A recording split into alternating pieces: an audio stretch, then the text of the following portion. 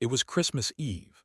The streets glowed with the warmth of twinkling lights, laughter echoed from cozy homes, and the air was filled with the sweet scent of baked cookies and pine. Yet somewhere, away from the warmth of celebration, a little girl with tangled hair and trembling hands was digging through a pile of trash behind an old bakery. Her small frame shivered against the cold wind, and her eyes, wide and searching, reflected a loneliness far too deep for a child her age. Now let me ask you this. What would you do if you saw a little girl searching through trash on Christmas Eve? Would you walk past her and assume someone else will help? Or would you stop, even for a moment, to find out why? Hey everyone, and welcome back to Swift Tale, where stories touch your heart, open your eyes, and remind you what it truly means to be human. If you're visiting for the first time, make sure to like, share, and subscribe, because today's story isn't just another holiday tale. It's one that may just change the way you see kindness, hope, and miracles. This is the story of David, a single father who was simply trying to give his young son the best Christmas he could, even with the little they had. Life hadn't been kind to him. He'd lost his wife years ago and had spent every day since doing his best to hold it all together, raising his son, working long shifts, and hiding his own pain behind a tired but gentle smile. For David, Christmas had always been bittersweet. It was a reminder of love lost and promises broken, of what once was and what would never be again. But this Christmas Eve would be different, because on this cold, starless night, David would cross paths with someone who would change his life forever, a little girl searching through trash, hungry, scared, and alone. What began as a single act of kindness would unfold into a story of revelation, heartbreak, and redemption. And by the end of the night, David would learn a truth so powerful, so unexpected, that it would leave him completely stunned. Before we begin, I want you to pause for a moment and think about this. Sometimes, life doesn't hand us miracles wrapped in fancy paper or glowing lights. Sometimes they appear quietly, through strangers, through pain, and through moments that test our compassion. That's what makes today's story so important. It isn't just about charity or pity. It's about seeing others, really seeing them, and recognizing the divine strength that lies in simple acts of care. In a world that often rushes by those in need, where people scroll past stories of suffering with a flick of the thumb, this tale reminds us that one moment of empathy can ripple across lives in ways we might never imagine. So settle in, grab a blanket, maybe a cup of cocoa, and let your heart open up for a few minutes. Because what you're about to hear isn't fiction. It's a story inspired by real struggles, real kindness, and the real magic that still exists when humanity chooses compassion over convenience. By the end of this story, you'll see how one man's decision to stop, to listen, and to help would not only change a little girl's fate but also heal a broken part of his own soul. And remember, if this story moves you, make sure to hit that like button, share it with someone who needs a reminder that goodness still exists, and subscribe to Swift Tale for more stories that warm the heart and stir the spirit. Now let's go back to that cold December night.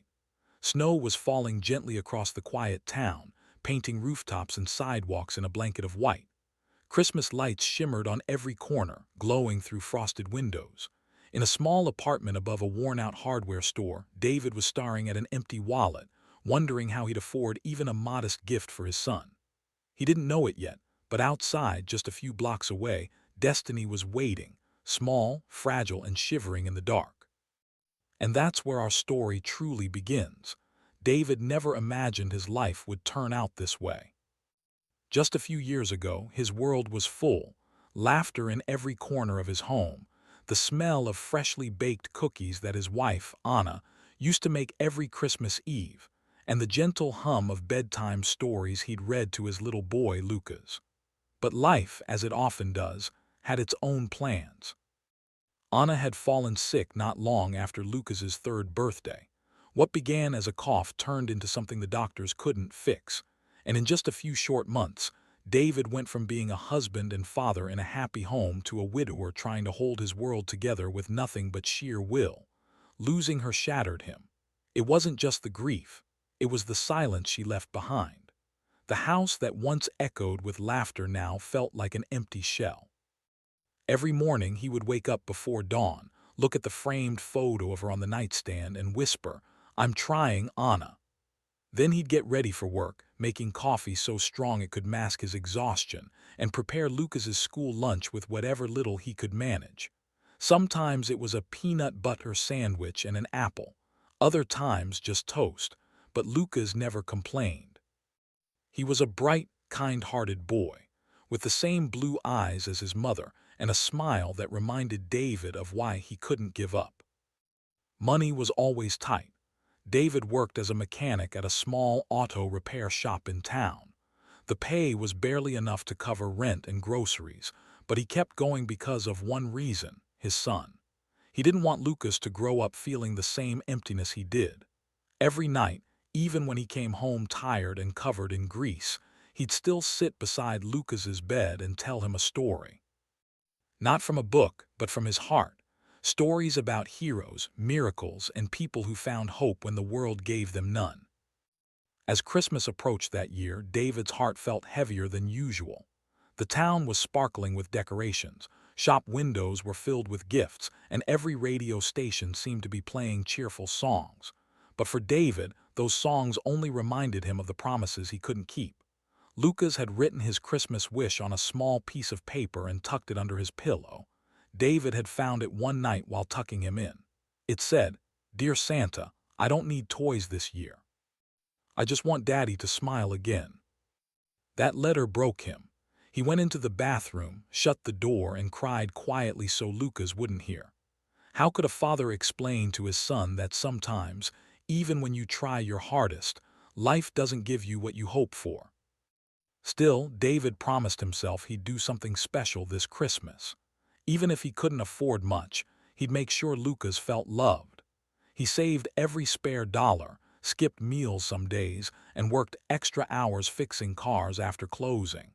He even repaired old toys from the junkyard, cleaning and repainting them so Lucas would have something under the tree.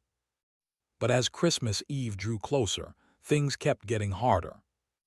The heating in their apartment had started to fail. The landlord refused to fix it until after the holidays. Lucas had caught a small cold, and the grocery bills were piling up again. David's wallet was nearly empty, and so was his spirit. That evening, as he sat by the window, watching the snow fall over the quiet street, he thought about how different things used to be. Back when Anna was alive, Christmas Eve meant family dinners, laughter, and warmth. Now it was just him and Lucas, wrapped in old blankets, trying to pretend that everything was okay. Lucas came up beside him, clutching a worn-out teddy bear. "Daddy," he said softly, "do you think Mommy can see us from heaven?" David swallowed hard. "I think she can, buddy," he whispered, "and I think she's proud of us." Lucas smiled faintly, but David could see the sadness behind his eyes. Children understood more than adults gave them credit for. Later that night, after putting Lucas to bed, David sat at the small kitchen table, counting the few crumpled bills left in his wallet. He sighed. It wasn't enough to buy the gift Lucas wanted or even a proper dinner. He decided he'd go out in the morning to find something, anything, that could make their Christmas feel a little more special. Maybe a loaf of bread from the bakery or some discounted toys from the thrift shop. He slipped on his old coat, patched at the elbows, and looked at the photo of Anna hanging on the wall. "I'll make it work," he said softly, "for him." What David didn't know was that the decision to step out that night, to search for something simple for his son, would lead him to someone who needed help even more than he did. A small, fragile girl who was about to change his world forever. As the clock struck 9, he closed the door behind him. The cold air bit against his cheeks and the snow crunched under his boots. The town glimmered with lights, laughter spilling from warm homes and crowded restaurants. Everywhere he looked, families were together, sharing joy. And for a fleeting moment, he wondered if he'd ever feel that kind of warmth again. But fate has a way of working quietly, sometimes through the smallest, most unexpected moments. And as David turned the corner toward the bakery, his breath visible in the freezing air. He saw something that made him stop in his tracks. A small figure, thin, trembling, and barefoot, was kneeling beside a trash bin, rummaging through discarded boxes and crumpled paper. She couldn't have been older than 7. Her coat was torn, her hair tangled, and her hands red from the cold. David froze. For a moment he thought maybe she was with someone, that surely no child would be out here alone at this hour. But as he looked around, there was no one. No parent, no car, no sound except the soft sobs coming from her tiny frame. And that was the moment, the instant when two worlds, both broken in their own ways, quietly collided. He took a hesitant step forward, unsure what to say, his heart already aching at the sight. The night was still, snowflakes drifted between them. And somewhere deep inside, David knew this Christmas Eve was about to become one he would never forget. The night had grown colder. The wind whispered through the narrow streets, carrying with it the faint melody of distant carolers. Christmas lights flickered against the snow, painting the quiet town in soft hues of gold and red. But for David, each glowing window he passed was a reminder of what he'd lost and what he couldn't give his son. He pulled his coat tighter, his breath forming clouds in the frosty air. The bag in his hand was almost empty. A few groceries, a loaf of day-old bread, and a small box of cookies he'd bought for Lucas with the last of his change. As he turned onto Maple Street, he noticed the bakery on the corner, Benson's Bread and Butter. It had been closed for hours, its sign dark, the smell of pastries long faded from the air. Yet something caught his attention. Near the alley beside the shop, a faint rustling. At first, he thought it was a stray cat, but as he looked closer, he saw movement, small, uncertain, human. A child. She was crouched beside the garbage bins, her thin fingers rummaging through paper cups and crumpled bags. Her clothes were torn and far too light for the cold. The hood of her faded pink jacket barely covered her tangled hair. She shivered with every gust of wind, her shoulders trembling. David stopped. For a moment he thought his eyes were deceiving him. What was a little girl doing out here, alone, on Christmas Eve? He hesitated. The world had made him cautious. You couldn't just walk up to strangers anymore, especially children. But as he watched her pull out a half-eaten sandwich, brush off the snow, and bring it tremblingly toward her lips, his heart cracked open. Without thinking, he called out softly, "Hey, are you okay?" The girl flinched. The sandwich dropped from her hands as she looked up, her eyes wide with fear. For a second she seemed ready to run. David raised his hands gently. "It's all right," he said quickly. "I'm not going to hurt you." She didn't reply. Her eyes darted toward the street, searching for an escape. He took a careful step closer, his voice calm, steady, the same tone he used when talking to Lucas after nightmares. "You don't have to be scared. I just want to know if you're okay." The girl hesitated. The silence between them stretched until she finally whispered, her voice barely audible, "I'm fine." But she was. Her lips were pale, her hands blue from the cold, and her shoes, if you could call them that, were torn slippers soaked through with snow. David's breath caught. "Where are your parents?" he asked gently. She shook her head, eyes down. "Don't have any." His heart sank. "No one." Another shake. "No one." He felt the weight of those words. He'd known loneliness. He felt the emptiness of loss. But seeing it in a child's eyes, it was unbearable. He glanced toward the bakery's back door, then back at her. "Come on," he said softly. "You can't stay out here, it's freezing." "I'm okay," she murmured again, but her voice cracked. David crouched down so he was eye level with her. "Listen, I've got some food. Nothing fancy, but it's warm. You can sit in my car for a bit, just to warm up. No one should be out here tonight." She hesitated, glancing toward the street again, but curiosity flickered in her eyes. Hunger and exhaustion had a way of breaking down walls. Finally she nodded barely. David smiled gently. "All right, come on." He walked slowly, giving her space. She followed, keeping a few steps behind. When they reached his old sedan, he opened the passenger door and turned on the heater. The girl hesitated before climbing in, curling up on the seat like a frightened kitten. David handed her the small box of cookies from his bag. "Go ahead," he said. She looked at him, uncertain. "They're for you," he insisted. "Merry Christmas." The words seemed to catch her off guard. She blinked, as if unsure what Christmas even meant anymore. Slowly, she took a cookie, nibbling it carefully as though afraid it might disappear. "What's your name?" David asked. She swallowed. "Emma," she said softly. "That's a pretty name," he said with a smile. "I'm David." She nodded, still quiet, still guarded. After a few moments of silence, he asked, "How long have you been out here, Emma?" She shrugged. "A while." "Do you have anywhere to go?" She shook her head. David exhaled slowly, staring out through the windshield. Snow was falling harder now, the flakes glinting under the streetlights. He didn't know what to do, take her to the police, the shelter, or home just for the night until he could figure something out. He looked over at her again. Her eyes were drooping. She looked exhausted, too tired for fear, too worn for questions. He reached into the back seat, grabbed his old blanket and handed it to her.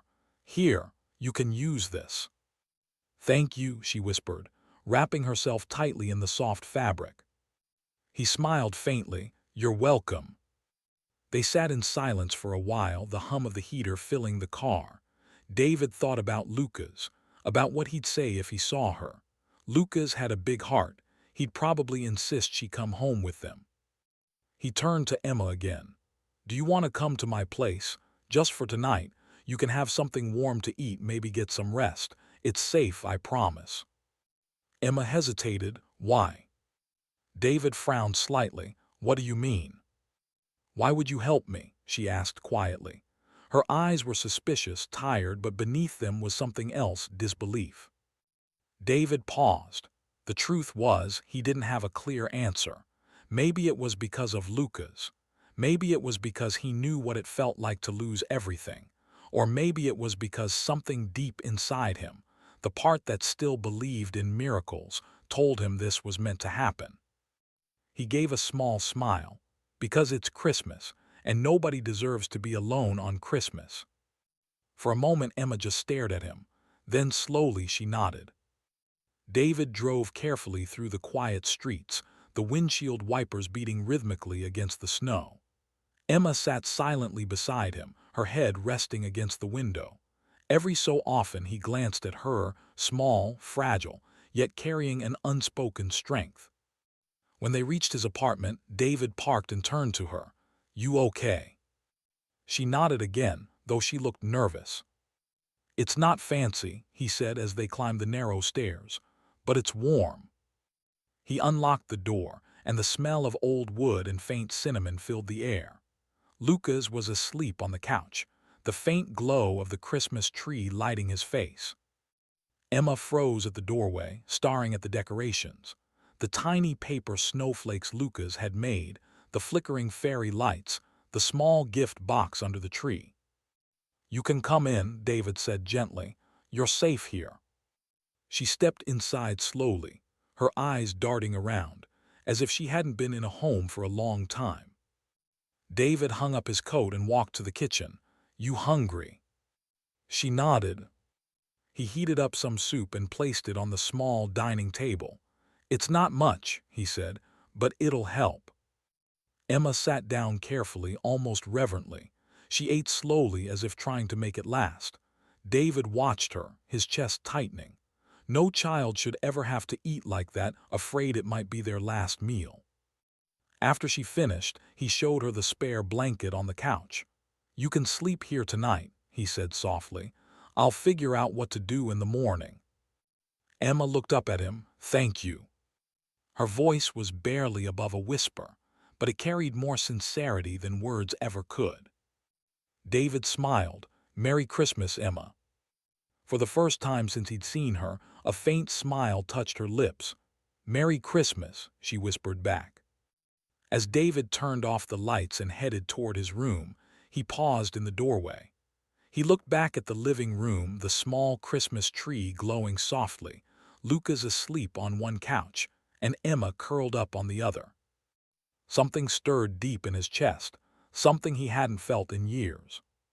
Hope. The next morning arrived quietly.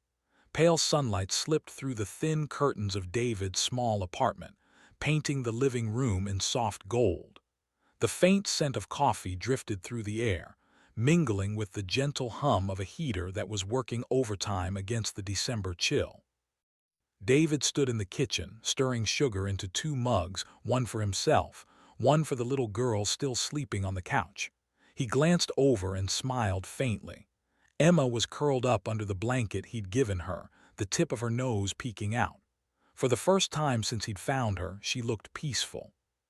Lucas stirred awake, rubbing his eyes. "Daddy," he mumbled, "who's that?" David knelt beside him. "That's Emma," he said softly. "She didn't have anywhere to go last night, so she's staying with us for a bit." Lucas blinked. "Did Santa send her?" David chuckled quietly. "Maybe he did, buddy, maybe he did." A few minutes later, the smell of toast filled the room and Emma's eyes fluttered open. She blinked in confusion, sitting up slowly. For a moment, she looked frightened, like she'd forgotten where she was. "It's okay," David said gently from the kitchen. "You're safe, good morning." Emma relaxed slightly, though her gaze stayed cautious. "Morning," she whispered. "Hungry?" She nodded. Lucas, now fully awake and full of curiosity, padded over to the table. "Hi," he said brightly. "I'm Lucas. What's your name?" "Emma," she replied shyly. He smiled. "Want to see my Christmas tree?" Emma hesitated, then nodded. Lucas grabbed her hand and led her toward the small, unevenly decorated tree in the corner. He pointed proudly at a crooked paper star on top. "I made that with Daddy. It's not perfect, but Mommy used to say things don't have to be perfect to be special." David froze at his son's words. Lucas rarely mentioned his mother anymore, but when he did, it always caught David off guard. He looked at Emma. She was touching one of the ornaments gently, a tiny smile tugging at her lips. "It's beautiful," she said softly. They sat down for breakfast, simple toast and jam with warm cocoa for the kids. Emma ate slowly, still unsure how to behave, as though she was afraid of doing something wrong. Every now and then, she'd glance up at David, as if checking to see if it was truly okay to be there. After a while, David asked, "So, Emma, where are you from?" She looked down at her plate. "I don't know." "You do know." She shook her head. "We moved a lot with Mom." David leaned forward gently. "And your mom, where is she now?" Emma's shoulders stiffened. Her fingers gripped the edge of the table. She went away," she said quietly. The air in the room shifted. Lucas stopped eating, watching her with wide eyes.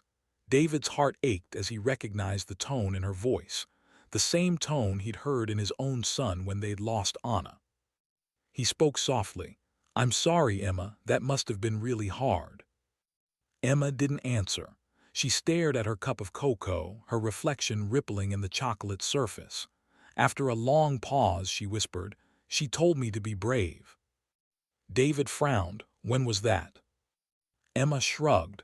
"A little while ago. We were staying somewhere with other people. It was noisy. She got sick. Then she told me to be brave and that she'd come back soon." Her voice cracked. "But she didn't." David felt a lump form in his throat. He'd seen hardship, but hearing it from a child's mouth, it was something else entirely. He reached across the table, gently placing his hand over hers. "You don't have to be brave anymore, okay? You're safe here." Emma nodded, though her eyes glistened.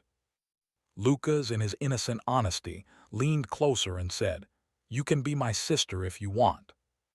David chuckled softly. "Hey, buddy, let's not rush her." But Emma looked up, surprised, and then smiled. A real, genuine smile. "Maybe," she whispered. After breakfast, David called the local shelter, asking if they knew about a missing girl named Emma, but no one had reported her. He was torn. Should he take her to the authorities or let her stay a little longer? Something about her felt meant to be. Throughout the day, Emma helped Lucas decorate the tree again. They added paper snowflakes, strings of popcorn, and a tiny red ribbon Lucas found in his toy box. She laughed, a soft, airy sound that filled the apartment with something David hadn't felt in a long time: life. By evening, the three of them sat on the couch watching an old Christmas movie. The glow from the TV reflected in their eyes, casting warm light across the room. Lucas eventually fell asleep, head resting against Emma's shoulder.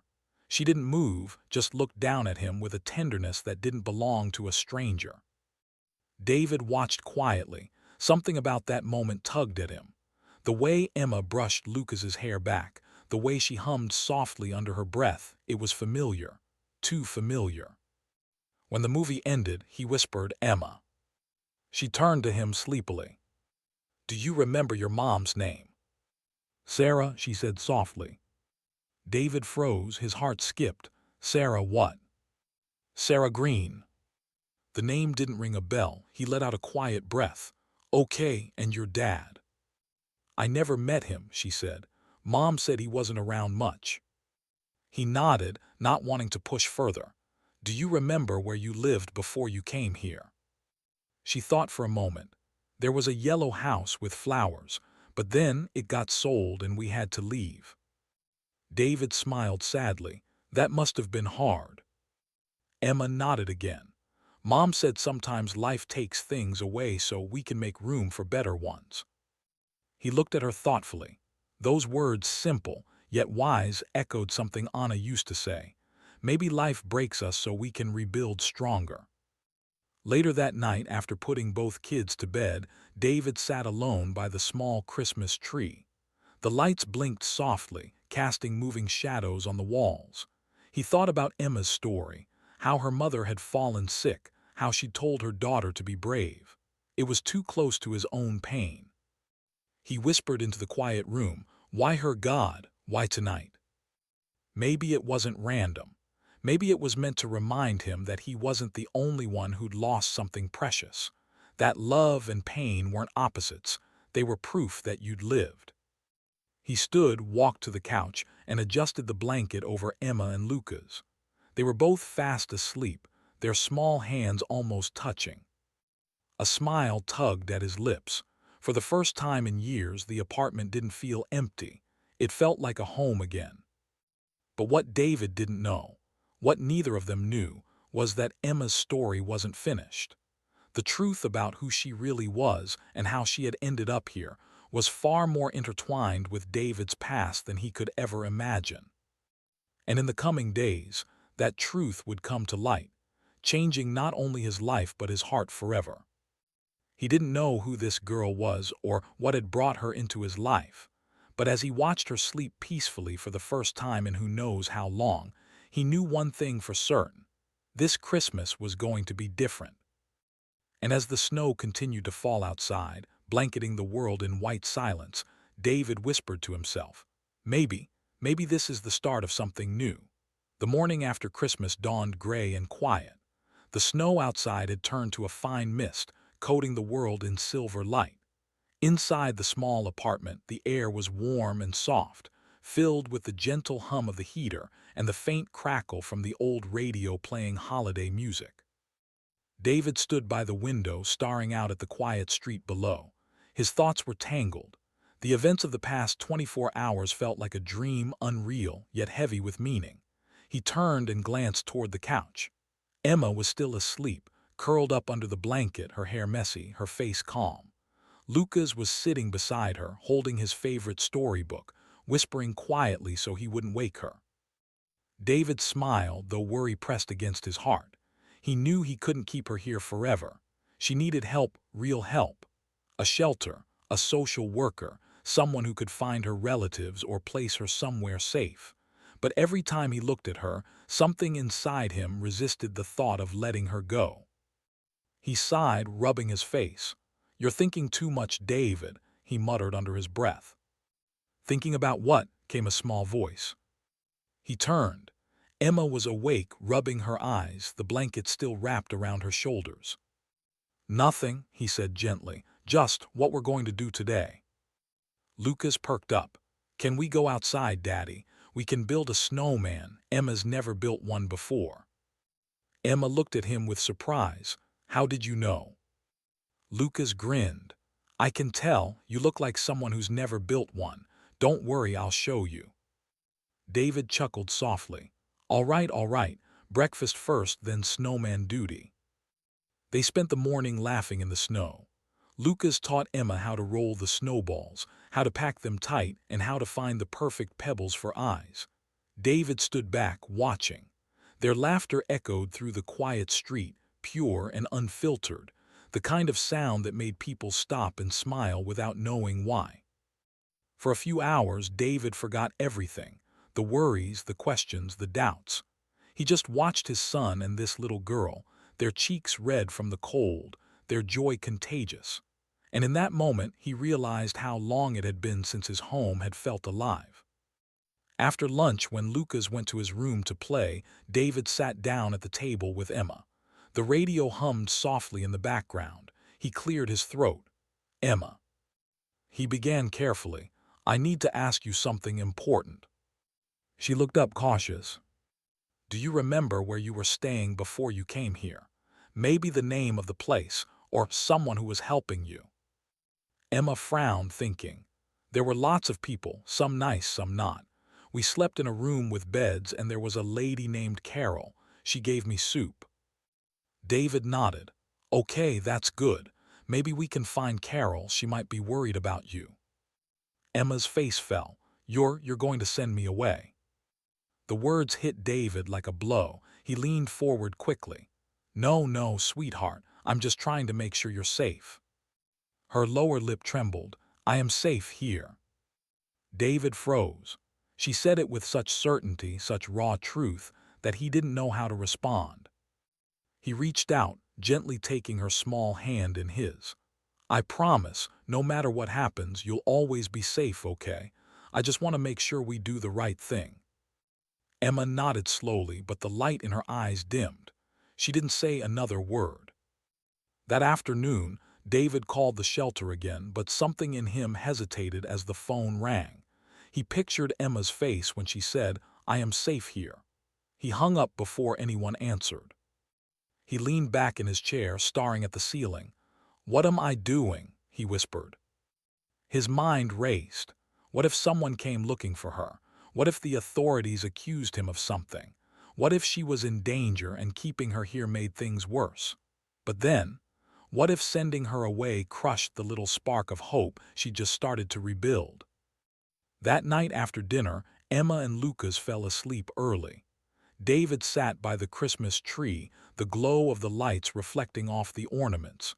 He felt Anna's presence again, like she was sitting beside him, listening quietly. He whispered, "You know what to do. You always did." In his heart he heard her voice, not as sound but as memory. Do what love would do. The next morning, David woke to the sound of laughter in the kitchen.